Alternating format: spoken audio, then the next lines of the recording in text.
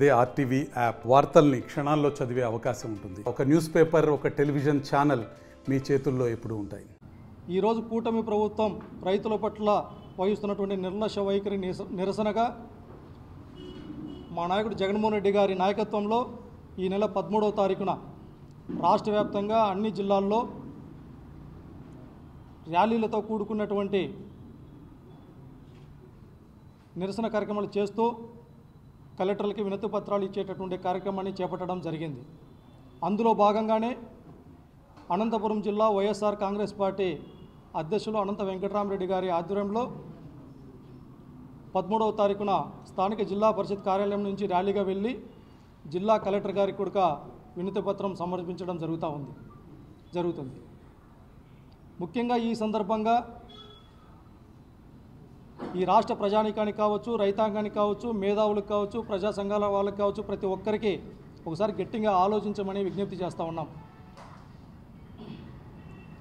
అందరికీ అన్నం పెట్టేటటువంటి రైతన్న బాగుంటేనే మనమందరం బాగుంటామనేసి ఒక దృఢ సంకల్పంతో రైతులకు అండగా నిలబడినటువంటి ఏకైక కుటుంబం వైఎస్ఆర్ కుటుంబం. గతంలో దివంగత నేత డాక్టర్ వైఎస్ రాజశేఖర రెడ్డి గారు ముఖ్యమంత్రిగా ఉన్నప్పుడు ఉచిత కరెంటు పథకంతో పాటు ఈ రాష్ట్రంలో ఎక్కడ లేనటువంటి విధంగా జలయజ్ఞం ద్వారా సాగునీటి ప్రాజెక్టులని అత్యధికమైనటువంటి ప్రాధాన్యతనిచ్చి రైతుల జీవితాల్లో పెనుమార్పులు తీసుకుని వచ్చినటువంటి పరిస్థితులు కూడా మనం చూసాం. ఆ తర్వాత మా నాయకుడు జగన్మోహన్ రెడ్డి గారు ముఖ్యమంత్రిగా ఉన్నప్పుడు కరోనా లాంటి సమయంలో కూడా ఇబ్బందులు ఉన్నప్పటికీ ఈ రాష్ట్రంలో దాదాపు 15,000కు పైగా గ్రామాలు ఉంటే ప్రతి గ్రామాన్ని ఒక యూనిట్గా తీసుకొని ప్రతి గ్రామంలో ఒక రైతు భరోసా కేంద్రాన్ని శాశ్వతంగా నిర్మించి దాని ద్వారా ఆ గ్రామంలో ఉన్నటువంటి ఏ రైతు కూడా తనకు సంబంధించినటువంటి సమస్యల పట్ల కానీ తనకు సంబంధించినటువంటి వసతుల పట్ల కానీ ఆ గ్రామం పొలిమేర కూడా దాటకుండానే రైతుల యొక్క గుమ్మం దగ్గరికే మౌలిక సదుపాయాలు కల్పించినటువంటి పరిస్థితులు కూడా మనం చూసాం. అదే కాదు, రైతులకు సంబంధించినటువంటి ఇచ్చినటువంటి ప్రతి ఒక్క హామీని కూడా నెరవేర్చినటువంటి పరిస్థితులు గతంలో జగన్మోహన్ రెడ్డి గారు ముఖ్యమంత్రిగా ఉన్నప్పుడు మనం అందరం చూసాం. మరి ఇవాళ ఈ రాష్ట్రంలో జరుగుతున్నటువంటి పరిణామాలను కూడా మనం చూస్తూ ఉన్నాం.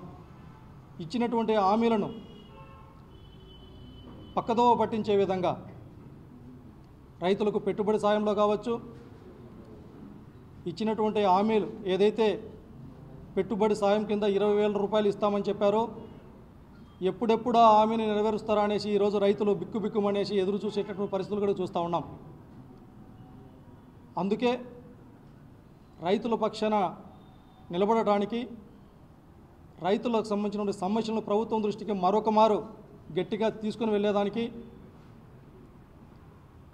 ఈ నెల 13వ తారీఖున జరిగేటటువంటి ర్యాలీకి జిల్లాకు సంబంధించినటువంటి రైతాంగం కావచ్చు, వైఎస్ఆర్ కాంగ్రెస్ పార్టీ నాయకులు కావచ్చు, కార్యకర్తలు కావచ్చు, వివిధ ప్రజా సంఘాల నాయకులు కావచ్చు, బీసీ, ఎస్సీ, మైనార్టీ ప్రజలు కావచ్చు, ప్రతి ఒక్కరూ పాల్గొని అందరికీ అన్నం పెట్టేటటువంటి రైతన్నకు అండగా ఉండి